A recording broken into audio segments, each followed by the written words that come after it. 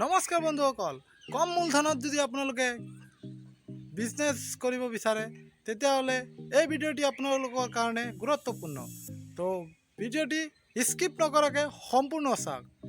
আৰু বন্ধুসকল, আপোনালোকক যি বিষয়ে কৈছিলোঁ সেই বিষয়টো হৈছে হাঁহৰ ফাৰ্মিং। আপোনালোকে একদম কম মূলধনত হাঁহৰ ফাৰ্মিং কৰিব পাৰে। একদম কম টকা ইনভেষ্ট কৰি আপোনালোকে হাঁহৰ ফাৰ্মিং কৰে, সেইটো কেনেকৈ কৰিব পাৰে মই আপোনালোকক দেখাই আছোঁ। আৰু বন্ধুসকল, এই ঘৰটো মই একদম কম মূলধনত বনাইছোঁ, কিয়নো বাঁহকেইটা কিনিছোঁ আৰু লগতে ত্ৰিপালটো কিনিছোঁ। আৰু ঘৰটো মই নিজেই নিৰ্মাণ কৰিছোঁ। বলক ভিতৰলৈ দেখাওঁ আমাৰ কেনেকৈ হাঁহ পোৱালি ৰাখিছোঁ। আপোনালোকে যেতিয়া হাঁহৰ ফাৰ্মিং কৰিব তেতিয়া আপোনালোকে চাব, কম টকা ইনভেষ্ট কৰি কেনেকৈ কৰিব পাৰি তাৰে চিন্তা কৰিব লাগিব। এয়া চাওক, আমাৰ হাঁহৰ পোৱালি অলৰেডি সোমাইছোঁ। আৰু এই পোৱালিখিনি মই কিনা নাই, এইখিনি মোৰ ঘৰৰে প্ৰডাকশ্যন, লোকেল হাঁহৰ পোৱালি। এইখিনি হাঁহৰ এসপ্তাহ হৈ গৈছে, পোৱালিখিনি গ্ৰ'থ চাওক। আৰু এই পোৱালিখিনি মই ঘৰতে নিজৰ প্ৰডাকশ্যন কৰি ওলাইছোঁ। লগতে এইখিনি কেনেকৈ ওলালোঁ সেইখিনি বিষয়ে মই পূৰা সম্পূৰ্ণ ডিটেইলছ আপোনালোকক দি আছোঁ। এইখিনি হাঁহৰ পোৱালি মোৰ অলৰেডি ডাঙৰ হাঁহ 6জনী আছে। এই 6জনীৰ পৰা মই কণী পাৰিছে, যেতিয়া কণী পাৰিছে তেতিয়া সেই কণীখিনি মই গোটাই পেলাই একলগ কৰি উমনিত দিছোঁ। উমনিত দিয়াৰ পিছত মোৰ এই পোৱালিখিনি ফুটিছে, আৰু আছে, আৰু ফুটিব, আৰু 20টা ফুটিব। মোৰ অলৰেডি ইয়াত 21টা পোৱালি আছে আৰু 20টা। মই অলৰেডি 50টা কণী মানে গোটাই দিছিলোঁ, তাৰ ভিতৰত 20টা পোৱালি ইয়াত ফুটিছে, আৰু 20-30টামান ফুটিব। তো চাওক, আৰু ইয়াত আমি দানা দিছোঁ। এইটো প্ৰি-ষ্টাৰ্টাৰ গডৰেজ কোম্পানীৰ দানা হয়। আৰু এইটো ডিংকাৰ, পানী খোৱাৰ ডিংকাৰ। আৰু এই ডিংকাৰটো দিয়াৰ কাৰণ হৈছে বন্ধুসকল, বহুতে আমি ভুল কৰোঁ যে হাঁহ পোৱালি ৰখাৰ ক্ষেত্ৰত সৰু পোৱালি যেতিয়া আমি ৰাখোঁ তেতিয়া আমি পানীটো ডাইৰেক্ট চৰিয়া বা বাতি কিবা এটা দি দিওঁ। তেতিয়া সিহঁতে ডাইৰেক্ট সেই বাতিটোত সোমাই যায় আৰু তাৰ যোনটো গাঁত আছে গাটো তিতাই দিয়ে, তাৰপিছতে সিহঁতৰ মৰ্টেলিটি চান্স বাঢ়ি যায়। কিন্তু সেই ভুলটো আমি কৰিব নালাগে। সেইকাৰণে মই ডিংকাৰটো কিনি আনিছোঁ, যাতে ইয়াত চাওক গেপ আছে, পানীটো এই ছাইডত থাকে, এই মাজত সোমাই দিলে পানীটো ছাইডত পৰি থাকে। তেতিয়া সিহঁতে ঠোঁটটো দিহে পানীটো খাব পাৰে, কিন্তু সিহঁতৰ গোটেই গাটো সোমাব নোৱাৰে। সেইকাৰণে ঠাণ্ডাটো কম লগাৰ চান্স হয়।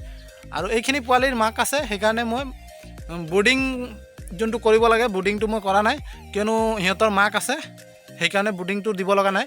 কিন্তু বজাৰৰ পৰা কিনি আনিলে আপোনালোকে ব্ৰুডিং দিব লাগিব, নহ'লে 100% মৰ্টেলিটি চান্স আছে।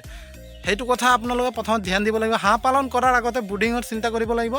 আগত শিকি লওক, তাৰপিছত হাঁহ পালন কৰক, তেতিয়াহে আপোনালোকে 100% লাভৱান হ'ব পাৰে। আৰু দানাৰ ক্ষেত্ৰত আহিব, দানা আপোনালোকে 1 পৰা 1 মাহলৈকে আপোনালোকে প্ৰি-ষ্টাৰ্টাৰ, গডৰেজ কোম্পানীৰ প্ৰি-ষ্টাৰ্টাৰ যোনটো সৰু পোৱালিৰ আছে সেইটো, লেয়াৰটো নহয়। লেয়াৰটো খালে আকৌ কিন্তু সিহঁতৰ মৰ্টেলিটিৰ চান্সটো বাঢ়ি যায়, কিয়নো লেয়াৰ দানাটো অলপ ডাঙৰ থাকে। সেইকাৰণে আপোনালোকে প্ৰি-ষ্টাৰ্টাৰ দানা দিব। ইয়াত চাউলৰ কোনো খুদি চুদি এইবিলাক দিব নালাগে, তেতিয়া সেইবিলাক দিলে যে সিহঁতৰ মৰ্টেলিটিৰ চান্স হয়। চাওক সিহঁতৰ স্পীডটো চাওক কিমান। আৰু সিহঁতে জাক বান্ধি থাকে, কিয়নো ঠাণ্ডা পৰিছে অলপ, সেইকাৰণে জাক বান্ধি থাকে। সেইকাৰণে ৰাতি সিহঁতৰ মাক লগক দি দিওঁ।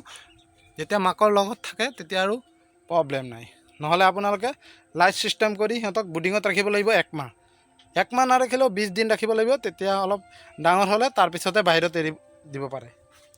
কিছুমান আছে পোৱালি যেতিয়া ফুটে তেতিয়াই আপোনালোকে ওলাই দিয়ে, সেইটো কাৰণে পানী চানী লাগি পোৱালিৰ মৃত্যু হয়। সেই ভুলটো কেতিয়াও নকৰিব। আপোনালোকে মোৰ এই পদ্ধতিমতে কৰক, নিশ্চয় আপোনালোকে লাভান্বিত হ'ব। এইটো মোৰ তৰফৰ পৰা মোৰ এটা বিশ্বাস আছে যে এইটো ছিষ্টেমত কৰিলে হাঁহ পালনত লাভ আছে। কিন্তু আপোনালোকে কৰিব যোনটো ছিষ্টেমত কৰে, ডাইৰেক্ট মাকৰ লগত দিলে বাৰু, দি পেলাই ওলাই এৰি দিয়ে, তেতিয়াই হাঁহৰ পোৱালিৰ মৰ্টেলিটিৰ চান্সটো বাঢ়ি যায়। কিয়? সিহঁতে ঠাণ্ডা লাগি যায়। মেইন কথা, সৰু পোৱালি ঠাণ্ডা লাগিলে মৰ্টেলিটিৰ চান্স থাকিবই। সেইটো কাৰণে এই পদ্ধতিত কৰক। এনেকৈ নেট এটা দি মই বেৰি দিছোঁ, ইয়াৰ পৰা আবদ্ধ পদ্ধতি। 1 মাহ পিছত সিহঁতক ওলাই দিম, তাৰপিছত আৰু টেনশ্যন নাই। সিহঁতক 1 মাহ যত্ন ল'ব লাগিব। যত্ন লোৱা, সিহঁতৰ দানা ভালকৈ দিব লাগিব সময়মতে, তেতিয়া গ্ৰ'থটো সিহঁতৰ সোনকালে আহিব। আৰু এইখিনি মই মাংসৰ কাৰণে পুহিছোঁ। এইখিনি মই 2 মাহ 1.5 মাহমান পুহি যেতিয়া সিহঁতৰ ফাঁকি আহি যাব তেতিয়া মই চেলিং কৰি দিম। তো বন্ধুসকল আজিৰ ভিডিঅ'টি ইমানেই। যদি মোৰ এই ভিডিঅ'টি চাই আপোনালোকে কিবা এটা জানিব পাৰিছে কথা বা মোৰ এই ভিডিঅ'টিৰ জৰিয়তে আপোনালোকে কিবা শিকিব পাৰিছে তেতিয়াহ'লে মোৰ এই চেনেলটি ছাবস্ক্ৰাইব কৰি থওক আৰু এনেকুৱা ধৰণৰ ভিডিঅ' আহি থাকিব মোৰ চেনেলত। তো প্ৰথমত চাবৰ কাৰণে আপোনালোকে ছাবস্ক্ৰাইব কৰি কাষতে থকা বেল আইকনটি প্ৰেছ কৰি থওক। লগতে ভিডিঅ'টি ভাল পালে লাইক কৰিব, কমেণ্ট কৰিব আৰু যিমান পাৰে শ্বেয়াৰ কৰিব। আৰু মোৰ এই ভিডিঅ'ৰ জৰিয়তে যোনখিনি কথা মই জনাইছোঁ সেইখিনি মতে যে আপোনালোকে হাঁহ পালন কৰে নিশ্চয় আপোনালোকে লাভান্বিত হ'ব। তো আজিৰ কাৰণে ইমানেই। আকৌ এটি পুনৰ ভিডিঅ'ত লগ পাম। আজিৰ কাৰণে জয় হিন্দ, জয় ভাৰত।